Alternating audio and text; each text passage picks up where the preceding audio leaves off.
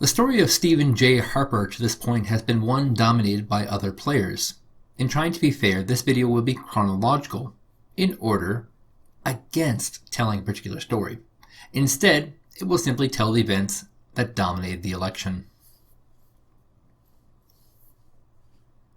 Justin Trudeau was doing his rounds at all of the gay pride events across the country, and while walking around in battleground Vancouver, he was ambushed by Press for Truth.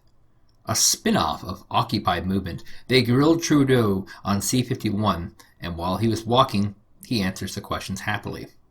Trudeau after this only answers questions on C-51 in an official manner and from a script. Almost as many protesters would show up at Trudeau rallies as Harper rallies. Will continue because, as we've seen and as I've said throughout this campaign, my opponents are focused on me while I remain focused on Canadians. Maclean's had opted to schedule a debate before the election was even called. All the men arrived and each showed off their characters for this campaign. Stephen Harper was trying to show a position of strength, a resistance to change, and asking Canadians to give him another chance, since things were so good under him. Mulcair tried to shed his angry image in favor of a friendly grandpa image. It was strange.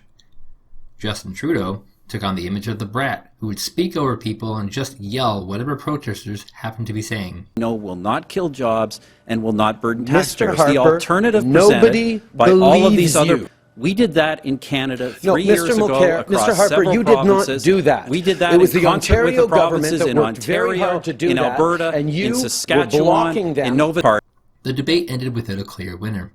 Everyone was declaring a different winner, and everyone declared themselves the winner.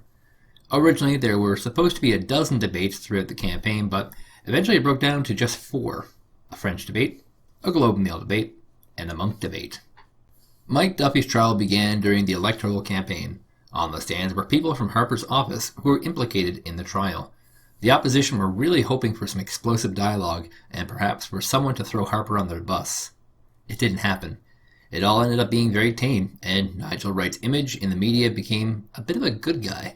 While this was going on, Harper was still polling at low numbers. Just this prospect that there was something going on in the Conservative office was evidence enough of guilt. In April 2016, Mike Duffy was cleared on all charges. Harper was holding very close press conferences in which interviewers were only permitted to ask 5 questions of their choosing. After one event in Toronto, an old man was interviewed about the Duffy trial, in which he referred to the journalist, asking him a question as, "You're a lying piece of shit." Oh. Yeah, and you too. Meme for a week and became a symbol of what many consider to be the typical Conservative voter.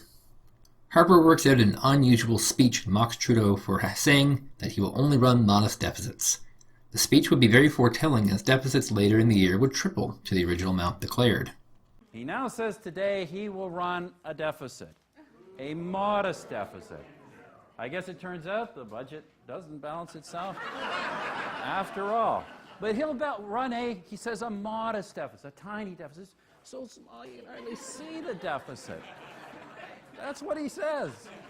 A modest deficit, and only for 3 years. Only for 3 deficits. Three modest little deficits.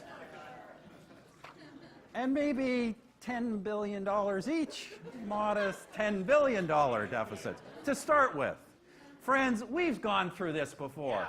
Look at the mess in Ontario with the modest deficits of a Liberal government. A report comes out indicating that there was 0.5 growth in June. This means that there are 2 consecutive quarters of no growth, technically a recession. However, it is a very modest recession. The Liberals and NDP overplay how big the recession is, and how drastic change and steps are needed. Harper underplays the recession, and in fact tries to play it up as growth. After the election is over, new reports showed non-stop growth from June on. Trudeau campaigns with Paul Martin. Trudeau is trying to sell Canadians on giant deficits. Trudeau congratulates Martin on his handling of the 90s economy. During this time, Martin was slashing the budget, cutting the public service, and decreasing provincial transfers. Martin did what is now known as downloading costs. Trudeau was seen as having made a gaffe here while praising austerity, while also trying to be anti-austerity. Martin carried the show, praising Trudeau's plan to stimulate the economy. Alan Kurdi's death was a blessing for the opposition parties. It allowed them to change the election around and change the issues to a place where Harper was weak. Compassion. Alan Kurdi was a young boy who died in Turkey after a boat involving human smuggling capsized due to being over capacity. The image spread around the world. A woman in BC made an emotional response to media claiming that Harper government had rejected her family, the Kurdis. As it turned out, the Harper government had turned down Alan Kurdi's uncle due to a lack of paperwork. But the media ran the story in what is easily the biggest hit in the 21st century journalism. NDP MP Finn Donnelly went on CBC and said that he had just put a folder on the desk of Minister Chris Alexander for the Kurdi family. The reality of the situation was that it was instead a letter of request from the mother for Alan Kurdi's uncle. Alexander was brought in power in politics where facts were ignored and accusations were given serious effect. After this, people assumed Alexander was a baby killer and that the Conservatives had no heart on refugees. At this point, the Conservatives were the only party with an actual refugee strategy. That changed. On one day, the NDP came out and announced they would take in 10,000 government-sponsored refugees by January 1st. The day after, the Liberals came out and said they would take in 25,000 government-sponsored refugees by January 1st. The actual number of government-sponsored refugees that came in after the election was 400 by January 1st. The announcements were all very grandstanding and were promises that no one could ever keep. It is, however, a turning point in the election. Trudeau is shown willing to promise more than Mulcair. Edmonton has historically been a weak location for the NDP, but when Mulcair came for a rally, people arrived in droves. It was the largest rally of the campaign. Mulcair would go from city to city speaking to giant crowds of people. Mulcair had firmly planted himself as a populist candidate. He had a feeling that Edmonton would be his. What a crowd, 1,500 people out here in Edmonton, all wanting change. Some good news is announced for the Conservatives. The Parliamentary Budget Officer is a non-partisan civil servant. This person adds up receipts, tax revenues, and reports on the future outlook of the country. As it turned out, it wasn't as bad as the other parties were portraying it to be. The PBO announces a $2 billion surplus will be inherited by whatever government takes power. This is an important announcement because it makes it so that whoever takes power can't simply change the books. 6 months later, this amount would grow to $7 billion. After getting good news from the PBO, Harper enters the debate on the economy. However, it doesn't go as well as he plans. Mulcair has adopted populism and nationalism into his campaign and accuses Harper of selling our resources to foreign powers, namely Americans. Mulcair makes a common NDP claim that he is going to develop a Made in Canada solution and make sure oil from Alberta is being processed in Canada. It's something to me, and I'm going to answer him. 40,000 Canadian jobs would be exported to the United States with Keystone XL. That's not our figure. That's the Government of Canada's figure under Mr. Harper's Conservatives. I want to create those 40,000 jobs in Canada. Spread support across Canada for a ban on face coverings during citizenship ceremonies. How much will you regret being on the wrong side of a broad section of the Canadian population on this issue if it ultimately prevents you from becoming Prime Minister? It seemed like Mulcair was going to win a minority government, except for one little tickle. That damn Niqab. Harper had reaffirmed his pledge to fight the Niqab in Supreme Court.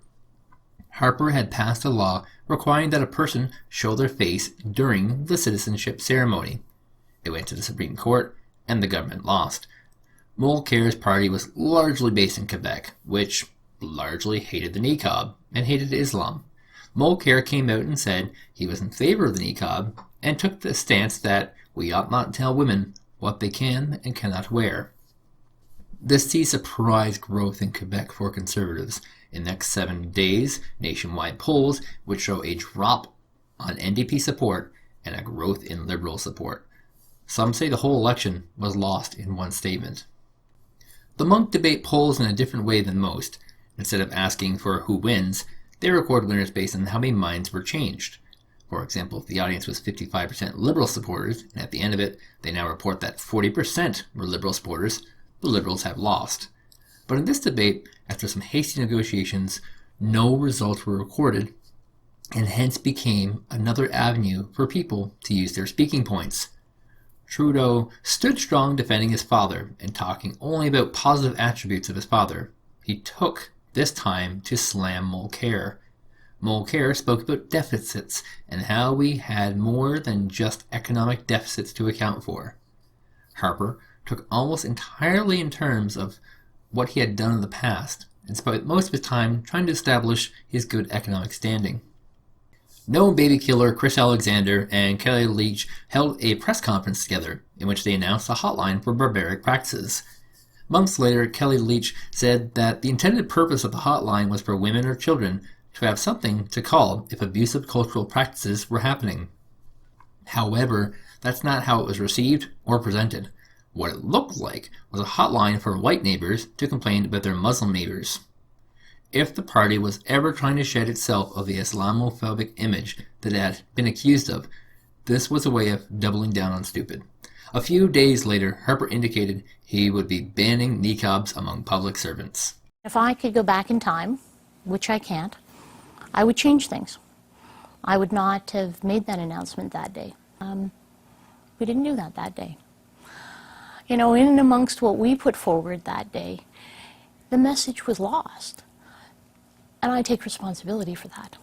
The only thing that could save Mulcair was perhaps his little ace in the hole, a popular provincial NDP government. But that too was beginning to slide. Premier Notley had announced that the budget would be delayed, which caused Albertans to panic. Could it really be that bad? Popularity ratings for the provincial NDP party nosedived, and with that, lost the chance of any NDP gains in the province. When asked about Harper's policy of choosing people who were targets of genocide as refugees, he said, "It's disgusting that he was choosing refugees for a photo op." Some people regard this as the time that Trudeau went negative and began using attack ads. But truthfully, the negativity of his campaign was always very subtle. With no better sense of irony, a month later Trudeau would show up at Pearson for photo ops with refugees. Good morning, Mr. Trudeau. I wanted to start by asking you about the Conservatives' policy of prioritizing ethnic and religious minorities when bringing in refugees. Is that something that would continue if the Liberals were elected? Somewhere in the Prime Minister's office, staffers were pouring through their personal files to try and see whether these families, or find out which families would be suitable for a photo op for the Prime Minister's re-election campaign. That's disgusting. The two chairs of the Trudeau campaign had private industry interests. One chair was a former registered lobbyist for a pipeline company, while the other was an owner of a medical marijuana company. When one of them resigned, questions were asked. As it turns out, the former lobbyist was sending information to the pipeline company TransCanada on how to properly lobby Trudeau into accepting pipelines. Every attempt is made to bury this story as Election Day looms. While Harper had spent most of his campaign on the attack, his message had now changed. A new campaign advertisement was published that said, "Don't make this about me." Harper isn't perfect, but when it comes to the economy, we can depend on him. In what many regard as an act of desperation, Harper campaigns with crack-smoking former Toronto Mayor Rob Ford in Harper's hometown of Etobicoke. Many feel Ford gave Harper a kiss of death. In an odd broadcast, Canadian comedian and actor Mike Myers appears on HBO's Last Week Tonight with John Oliver and made a last-minute plea to Canadians to not vote for Stephen Harper. When Election Day came, the Liberals swept all of the NDP seats in Atlantic Canada, and, after 20% of the votes were counted, a Liberal majority government was called. Harper would immediately resign. Well, tonight's result is certainly not the one we had hoped for. The people are never wrong. The NDP would see its greatest defeat. What that meant was we did lose some strong voices in the House, people like Jack Harris, people like Peter Stauffer, Robert Chisholm. We lost some feminist voices in the House, Len Freeman and Lauren Liu and Charmaine Borg. I mean, the waves, they take a lot of collateral damage with them. And Trudeau would tell us what year it is. Because it's 2015.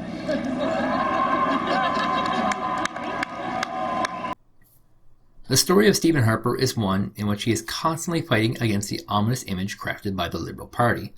It's worth remembering that those who hated Harper with a passion would also probably hate Trudeau with the same rigor and passion if they were Conservatives.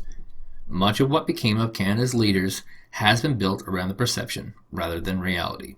For the better part of a decade, Stephen Harper was the Prime Minister of Canada, but not in a popular spirit. While Brian Mulroney and Jean Chrétien had seen convincingly strong majority governments based on popular consent over the years, Harper was only given a majority government in spirit of cynicism. That would also see him leaving office as well.